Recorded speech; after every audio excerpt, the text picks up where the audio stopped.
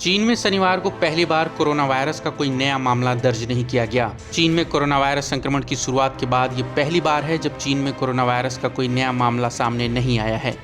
जनवरी 2020 में corona virus संक्रमण के मामलों को चीन ने दर्ज करना शुरू किया था और शुक्रवार को कम्युनिस्ट पार्टी ने कोरोना वायरस से निपटने की कोशिशों को बड़ी उपलब्धि करार दिया था। उधर जापान में शनिवार को कोरोना वायरस के सिर्फ 2 मामले दर्ज किए गए। इमरजेंसी की घोषणा के बाद जापान में एक दिन में दर्ज किए गए संक्रमण के सबसे कम मामले हैं। साल 2019 के आखिर में चीन के वुहान शहर में पहली बार कोरोना वायरस संक्रमण का पता चला था।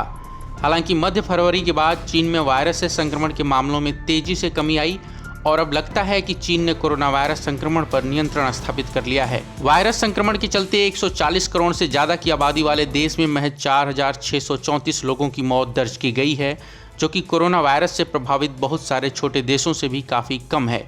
हालांकि बहुत सारे देश चीन की ओर से साझा किए गए आंकड़ों में पारदर्शिता का अभाव बताते हैं और अमेरिका ने चीन द्वारा अंतर्राष्ट्रीय समुदाय से साझा की गई जानकारियों को लेकर भी सवाल खड़े किए। चीन द्वारा कोरोना वायरस का कोई नया केस सामने नहीं आने की घोषणा तब की गई है जब एक दिन पहले नेशनल पीपुल्स कांग्रेस में प्रीमियर ली केकियांग ने ड्रैगन की पीठ थपथपाते हुए कहा कि चीन कोरोना वायरस से निपटने में रणनीतिक रूप से बड़ी उपलब्धि हासिल करने में कामयाब रहा।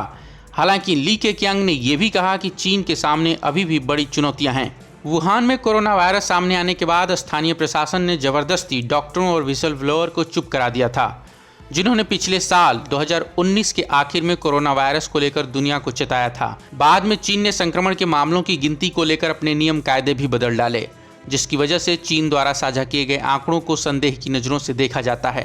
दूसरी ओर चीन ने कोरोना वायरस को लेकर हर तरह के आरोपों को खारिज किया है। उसका कहना है कि कोरोना वायरस से संबंधित सभी तरह की जानकारियां उचित समय पर WHO के साथ साझा की गईं। वुहान से निकले कोरोना वायरस ने पूरी दुनिया को अपनी गिरफ्त में ले रखा है और संक्रमण के चलते 3,30,000 से ज्यादा लोगों की जान गई है, जबकि 50 लाख से ज्यादा लोग संक्रमण से प्रभावित हैं।